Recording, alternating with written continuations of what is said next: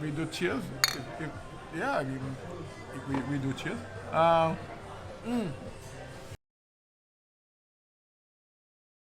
Now, where's your lens at? Your camera lens is there? It's here? All right. It's here, it's there. All right, yeah. good. All right. Yeah, so, this is my friend. Yeah, don't read notifications on air. This guy's getting notifications to his phone and reading them on the air. Don't do that. By the way, today I bring my Platona that, as you guys know, I wear this now almost every day. You feel like you got glue with epoxy in the hand. I mean, I barely take it out since I got it. I don't know why. I mean, really, it's my Platona. It's kind of like it's both ours, but only we leave it at his house. Yeah.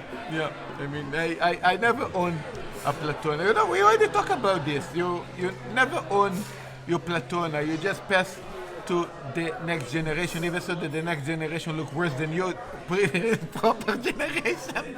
You always pass. This is my next generation. So right. We passing through. You know, I had a bad. Speaking of generations that look ugly, I had a very bad dream. I didn't sleep well last night, so I had a bad dream that I wasn't handsome anymore. So I woke up early. I have this dream in daily basis. I mean, basically, yesterday I was drunk as hell. I mean, what did you do?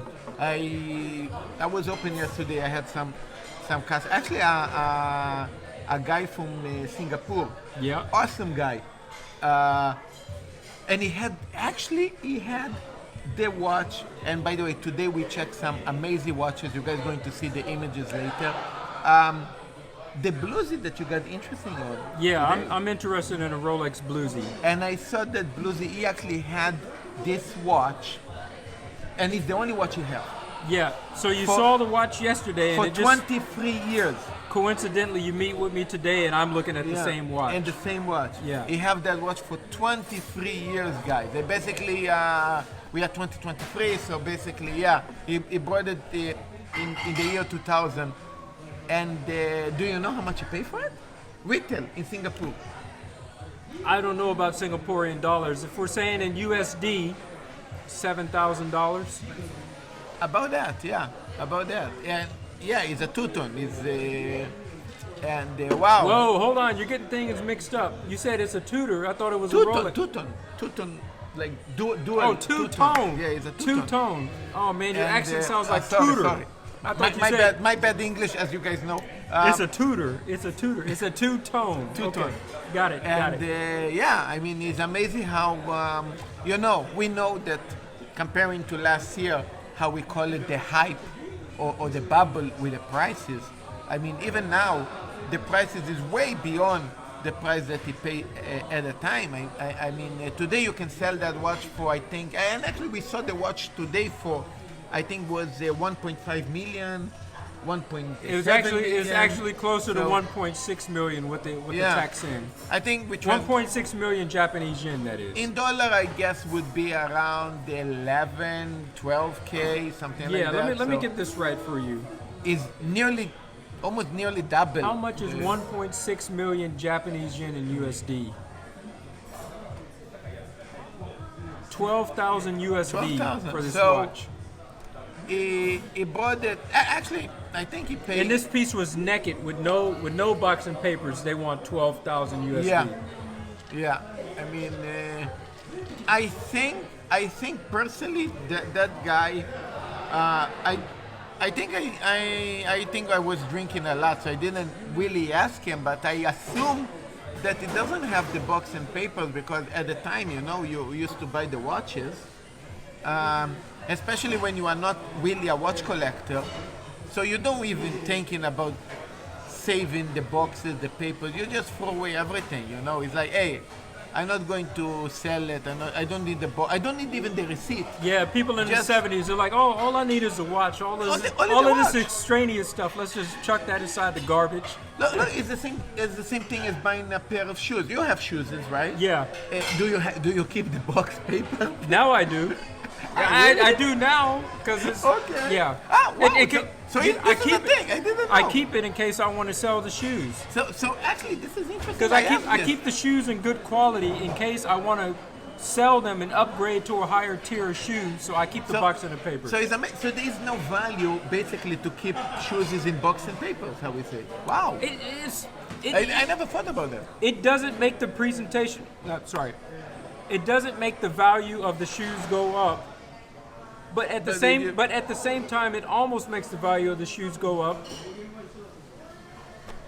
Because presentation, when you have everything, and you present it as a set, when you present it as a set, people look more favorable upon it. Like, oh, I'll buy this. This guy took good care of these shoes. He still has the box. He shined them all the time. Wow. Yeah, so I keep all that stuff. If I have to throw it away, I will. Like if I'm moving and it's just, I don't want to take it with me, I'll throw it away if I have to, but I'm holding on to it. This is sorry, I hope you guys don't. Dishes. Oh, we're in Hooters, by the way. As you can see, we're right there. We didn't come here for the wings, but Marcelo has never eaten at Hooters before a day in his life. Never. I mean, but he knew about the place and the presentation of what is bound to be seen here. By the way, in Japan, I thought it was a good place to bring them. Hey, in Japan, don't have to give tips. There is no tips in Hooters. You go to Hooters in the States, you'd be tipping out the ass. Yeah. Yeah, so you're right. So, they had basically the menu with a lot of chicken. A lot of chicken on the menu. The beers wasn't there, so here.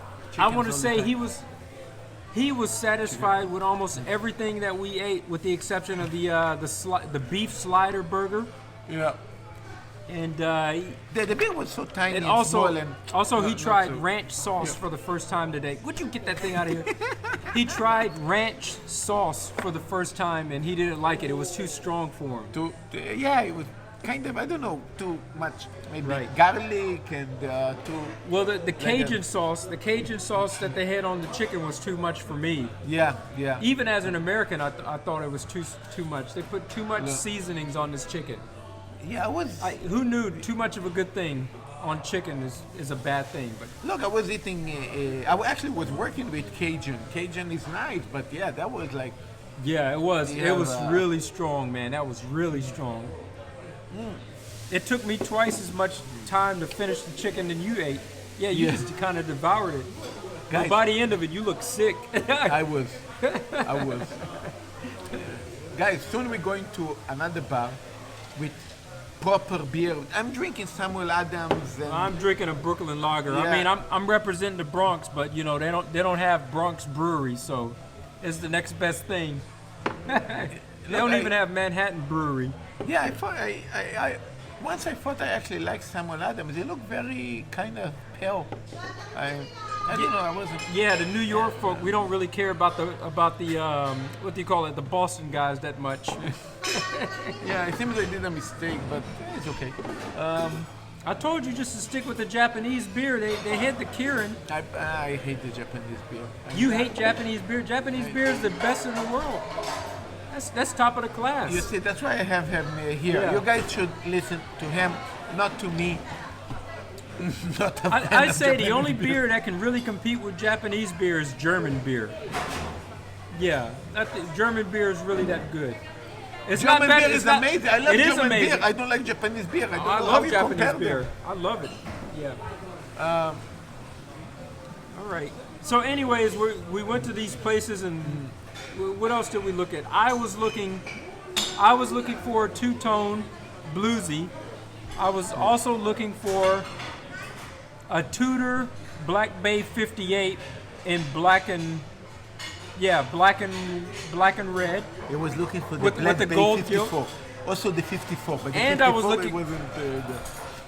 And I was looking for the Black Bay 54, but that was at the official Tudor boutique. Yeah. But obviously they didn't have it. They didn't have it. And we did check all kinds of options of maybe trading some of our old watches. In my case was Breitling and and maybe a Omega also that I have. He actually thought about getting rid of amazing watches that he have. So I mean, right now I'm wearing the Rolex Explorer 2 in the black dial. yeah. What do you think about the white dial? Would you like the white No, dial? I don't like the white You don't dial. like it, huh? No, because you can't wear the white dial with the suit. You see I'm wearing all black now, black turtleneck, black suit. The white dial just would not go good with my attire. So is that White like- dial is very casual. This is more formal. This is why I got That's got actually black. interesting because you're using the Black Bay. Sorry, you're using the Explorer the 2. Explorer 2 as an Explorer 1. I'm using the Yeah. Explorer 2 as Explorer Yeah. 1. And I use it as Explorer 2. Because my job is in the United States, even though I live in Japan, so I have to use the GMT hand often. Anyways, long story short, let me wrap this up so that he can get in his word.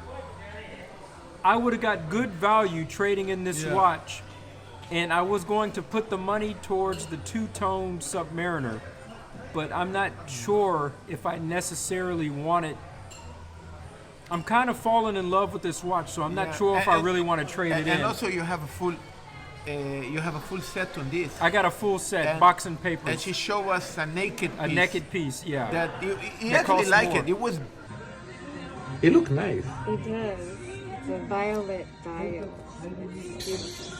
Look at this. And the color already, the dial already changed. Is a little bit almost like purpley. Yes. You know, it changed already. Purple color. Beautiful. I think it was a lot of aftermarket polish. I mean, I think they Yeah. basically make the watch Yeah, new. they polished it. They polished it like Yeah, hell. they did the watch new. And But the dial, the dial was amazing. the dial was amazing A purple. because it kind started of, turning yeah. purple. It was blue Yeah. originally, but it started turning purple over time. So it made it Yeah, look that even was- better than what it did originally. So I That was like, was a nice dial.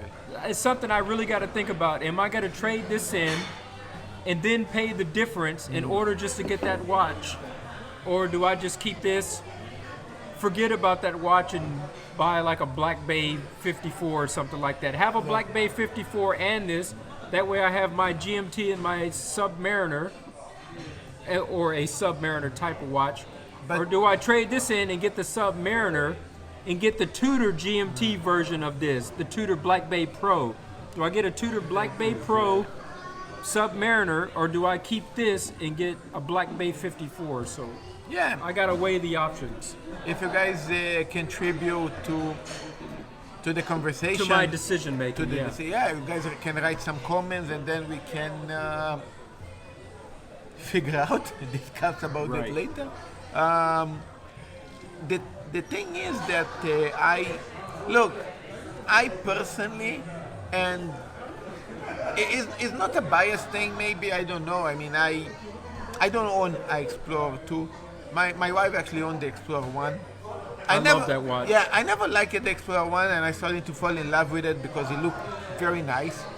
You know, And- I would like to have a combo. I would like to have an Explorer 1 and Explorer Yeah. 2. That's a good set to have both Both watches. of them in black. Both of them in black, yeah. All right, so you fell in love with your wife's Explorer So, 1. But again, still for me, it's a 36. So for me, it's still a smaller piece. Well, what about an Explorer 1 in a 40 In millimeter? the 40. First, I need to finish with the Daytona that I order. I need to see later what's going on after. I don't know. Maybe the Daytona going to be the last piece or whatever. Well, if you get this date, you already got a Daytona. So if you get this next one, then what are you going to do with it? with the Platona? No, not the Platona. You said you got another No, there is a Daytona still coming. steel. What? That's what I'm saying. Why do you need that? I tried to complete. I complete already. Everybody knows the top, the trio in Yeah. in So fashion, what? right? So what else is there to accomplish? That's what I'm asking. the trio in steel. The trio and steel. Yeah, but with a twist. Here is the twist. I have the Smurf in white gold, right? That was the 40. First of all, it was the 100th anniversary of Rolex. It was the 40 millimeter maxi case of the sub, and of course he had the older movement, and the new one, actually, the new one is now discontinued for a new color, but the new 41 that came out in 2020, I got the Starbucks. Yes. And you see the difference in the cases. Yes. So it's a different watch, also with a different movement. So it's a different watch from the same lineup. Yes. Now, the Daytona, I have this Daytona. It came out in 2013. Basically, this case, it was already in Daytona, I think, since the 2001, 2000 and something, when they actually move out, I think, from the Zenith or something to their own movement. And this Daytona basically is the old, now they had the Daytona, the steel one, that was exactly the same one, what Tim Redmington and also Tim Wright have. So the new Daytona is again a different watch. So it's a different watch comparing to what you have. So basically, when I tell you, after the Daytona, I would love also to own a GMT in steel. I don't want to say Pepsi because I don't know what's going to come out. But what come out would be again with a different case, comparing to the case of the GMT that I have now. So it would be the three older versions of the watch in precious metal, and the three new versions of the watch with different cases, different sizes. So it's basically is like the past and the future. Yeah. You know, so that's why I want to do that, because it's different things. It wear different, it look different, it smell different. You know, it's different things. It's not the same thing. After that, fuck it. I don't know what else. All right, leave all this, leave all that stuff alone. Yeah. We got to finish talking about the day. What were you looking at today, and what were you thinking about getting or doing? A vintage? No. You wanted to buy something, and you were thinking about getting rid of something. You want to tell that story? Oh yeah. I mean, it was more like basically a lie, a fake story, but.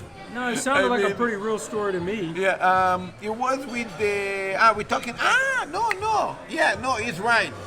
Here is the thing. No, it was one, okay, I'm going to say first the lie because I already mentioned a lie. It was, I did the check AP. I think it was offshore diver. Tiffany dial, Tiffany rubber strap. Yeah, I'm going to show you. It was Tiffany everything. Tiffany to the bone. Yeah. I'm going to show you guys. That watch images was of ugly. that. It was ugly. Yeah. And it was about, it was almost 6 million yen. It was plus the tax. Almost 6 million yen. That's right. And I was wearing my Platona, and of course I showed, I have the trio. Maybe I might trade the Smurf to that one. And he said, yeah, sure. And and he's telling me off. I mean, no, you're not going to do it. Yeah, you're not going to do that. But just for the fun of the conversation. Yeah, now, you did that conversation with everybody in every shop, saying, "I'm going to sell this thing. Yeah. We could talk. Let's do business." You said that to everybody. Yeah. Oh man. But now the true story. Now something that it was real that he mentioned. It was I don't know the name of that Tudor. It was a Tudor. It looked like an OP. Is that what it was? I don't know. I don't know the name of it, but it looked like an OP, right? It basically looked like, okay, I'm going to translate it in a wrong way. It looked like, how we say, Rolex Date just in Tudor, okay? Like, It wasn't a date just, because it I call it had a smooth bezel. a smooth Date just with a Jubilee Oyster bracelet. Perpetual. Yeah, Oyster. No. Oyster. Yeah. Yes. A smooth Oyster Perpetual two-tone in Tudor. You know, if it makes sense. I know it doesn't make sense basically what I said, but I'm going to share the pictures. You guys are going to understand what I'm talking about. So it was a Tudor that was two-tone. And it was a good-looking watch, and it was a good nice. price too. 39 millimeter, and the price was Like very... six. No, less, 5. 500,000. 500,000. Was it 550? I thought 550. Okay. It was 550. Amazing price. And the truth is, as you guys know, I have a big issue with my Breitling, and I can also say my Omega. So I thought, hey, I'm going to trade. What do you mean? You have a problem with the Omega 2? You don't like it? I want to sell the Omega also. But definitely the Tudor. On that case, it would be Tudor on the, it would be Breitling on the Tudor. I would sell the Breitling to get the Tudor. To sell the Breitling and the Omega to get the Tudor, I wouldn't do that. But the Breitling for the Tudor, well, if you sold both of them together and it was more than the price of the watch, they would have gave you some cash back. Yes. So you can get the watch and money back. Maybe your wife would be happy about that. I could, I could do that, but I think I would prefer not to get money because then they give you a better deal.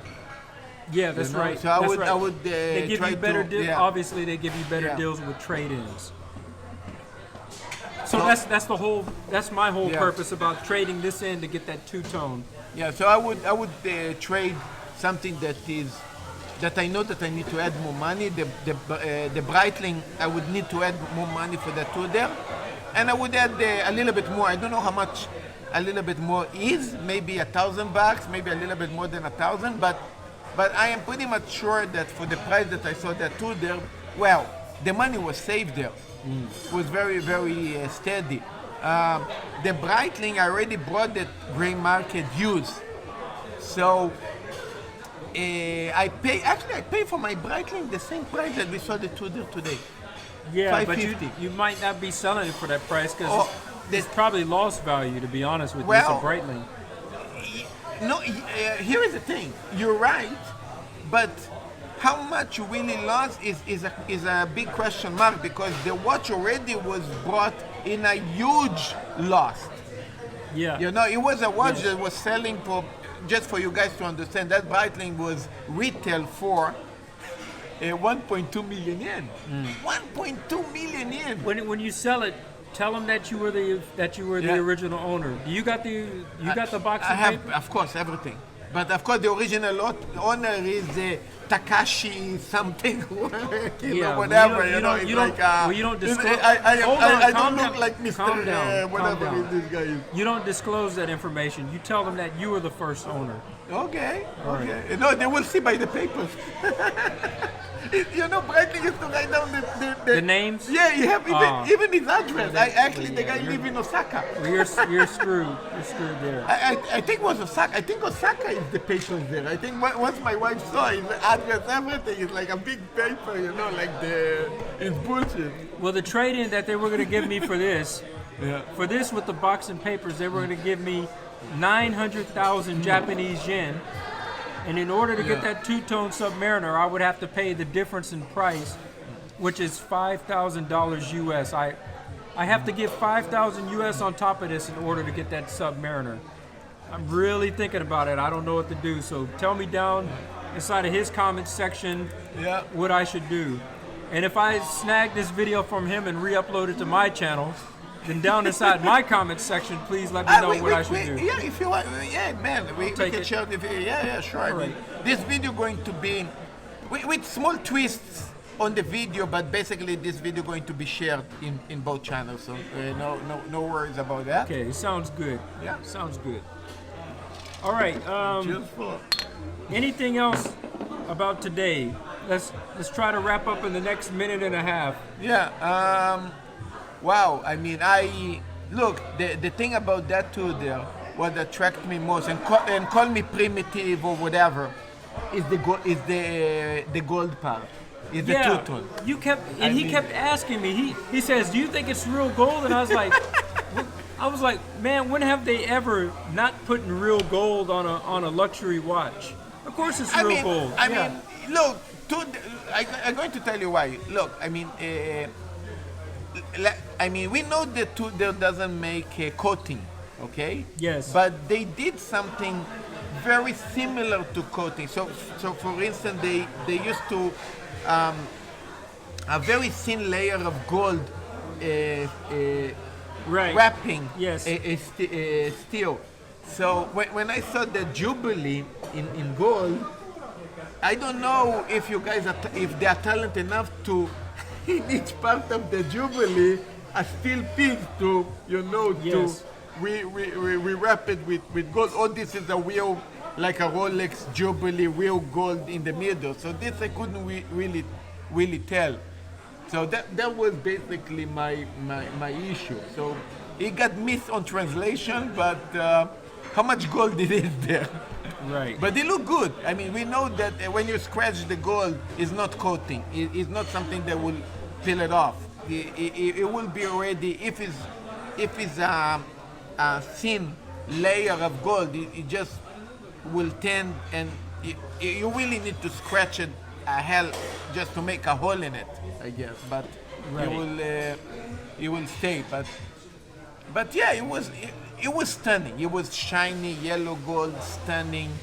Man, it looked like a beautiful date. Yeah, you said the Oyster OP, Perpetual, but Oyster yeah. Perpetual, but a beautiful Oyster Perpetual. It really looked almost like that. It was absolutely stunning. All right, so let's wrap up this Yeah. video. We're in Ginza now, by the way, having drinks, and we're getting ready to go to Yeah. the next place. And we go to the next place. So All right, we so will do it. we will see you guys in the next one. If you're watching this on my channel, I got to do my thing. Thank you guys for watching. Salute to you wherever you may be out inside of the world. And as always, gentlemen, you guys know what to do. Keep it classy. I'm out. Me too. I mean, I cannot close better than him. Right. See you guys.